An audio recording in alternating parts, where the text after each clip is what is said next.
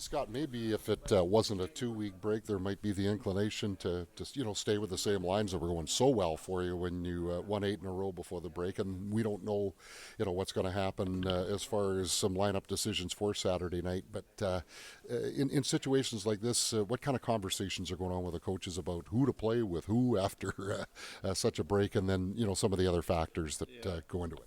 I think kind of really other than Scheif's line, we haven't changed too much over the course of the year. Injuries have kind of dictated that, whether that was Ehlers being hurt, then Lowry, and then Barron, those type of things. But these guys have all they've been together the last few years. They've all played together. I don't have it.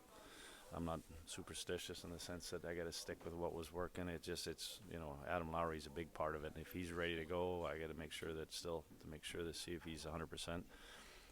More than likely, you have a pretty good idea where he's going to end up. So I'm not really looking to reinvent the wheel and put him somewhere else. Yeah, and from that perspective, you always want guys to jump up, and certainly Rasmus Kupari, David Gustafson, guys like that, they really took advantage, didn't they? Yeah, they certainly did, and you can throw Al in there as well because he kind of got bounced around a couple of times there, different lines, and that's what you want.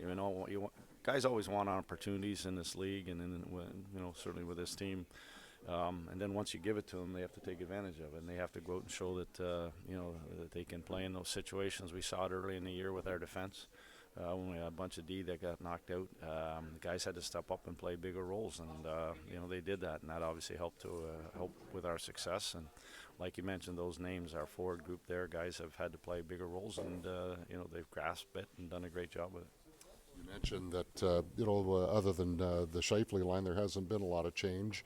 One line that's been, because of injuries and other things, but boy, I'll tell you, they were playing well going into the break, and that was the Vladdy line. I guess you're hoping they can keep it going Saturday night. Yeah, coming off, off a Fly's injury there, it took them a little bit, but now they're up and running, and that's been big part of our success is that it isn't just one line that we're relying on every night. That maybe there's nights where Scheifele's line gets shut down by the opposition checkers, or they're having an off night, and then it's Vladdy's line that steps up, or it's Lowry's line that steps in and gives us some offense or whatever. And we've even gotten scoring throughout our lineup, to the fourth line as well. So, but that group, when you see that line, playing like they do, we saw it a lot early on in the season. They took a while to get going, but then once they're up and running, they're just as dangerous as the top group. And so when you have that 1-2 punch, that's that shows a lot about your depth.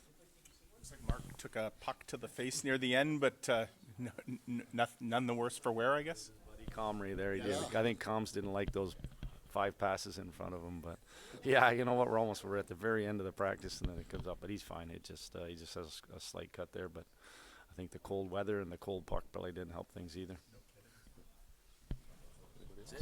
Well, just in Morgan Barron, he was in a regular jersey. I mean, obviously didn't practice with the team, but is there anything to be read from that? He snuck out there with a regular jersey because he was just doing an IR skate before the guys, and he just did some shooting on the goalie warm up. So we'll see where he is. It could be a good chance that tomorrow he is in a yellow jersey out with our group, but nothing yet. I got to make sure that see how it went with Mullet. I missed it yesterday, but for CBC, how do you feel about the game tonight? What's your expectations? Pretty excited. I think there's 2 countries now that are really excited about it. It's obviously that game last week, really the popularity, not just from people of hockey. You're seeing it from other athletes and other sports saying, "Did you guys catch that game? That was wild. Love hockey." So it's certainly. I think everybody's waiting to see what happens in this one, and 2 great teams. Some of the best players in the league are in this one, and. I'm excited. I sat last night and I couldn't find anything on TV, and I need to watch a game. So this is the one I'll be looking forward to. And what are you expecting from your team for Saturday? Season resumes. What are you expecting from them? Well, hopefully we can pick right up where we left off. Everybody, it's the unknown kind of. You have so many days off, but it's part of the prep that we're doing this week. That we put a big emphasis yesterday on our play without the puck. Today was a lot more with the puck. We'll do some specialty teams tomorrow. Tried to drive the pace up as high as possible. The practices ran a lot longer than what they would usually be in February, and it's just about getting ourselves back up to speed as fast as possible. Just one Quick one for me. There was that player poll that was done, and honestly, no surprise, Winnipeg once again was kind of listed as a non-desirable location for a lot of players. You've been here a long time. Reality is a lot of guys who've been here re-sign here. So it's one of those perception versus reality things. But do you almost take it personally when you see Winnipeg get kind of like 47%? 53% want to be here. Hey? Yeah, so there you go. It's yeah. I mean, it goes back to when I played. It's just, but the biggest thing that I honestly, it's once a player does come here, they realize what's here, that it is special here. That we do everything first class. We do not cut corners anywhere, anyhow. We make sure that if a player comes here, that with how we travel, how we accommodate the guys here, all the amenities, the things that are available to them, how we treat their families. We try to make sure that everything is first class. And they believe me, I've went to some other organizations and then coming back here, it is being done. And that's the one thing is once players do come here, can't do anything about the weather, but everything else, we really try to make sure that we're doing things as professionally as possible.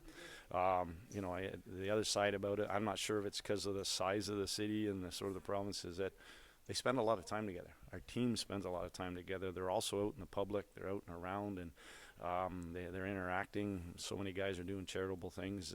It's just made it for the guys when they do get here and their families that if you just make it through a couple of these cold spells, everything else about it is great. If I can go back to when you played, I know it was a couple of years ago, but if memory serves me correct, back then it was in the World Juniors. It was the clubs, I think, or did you play for Canada when? In the World Juniors. Okay, I couldn't remember, what the format was, but if you can go back to that day of the game when you're playing for something as high stakes as it's not a gold medal tonight, but I mean it might be beyond that with the way things are going. Yeah, you know what? No matter what, those elimination games, when it becomes the winner take all, it is a special moment. And we had it, like you mentioned, '82. We had it against the Czechs down in Rochester, Minnesota. But you know what? Listening to the comments of the players, these guys that haven't won Stanley Cups, and listen to them talk from the Canada to U.S. team, saying that's what that's how they feel about this game tonight. They know how important it is, not only themselves, but their families, their country, those type of things.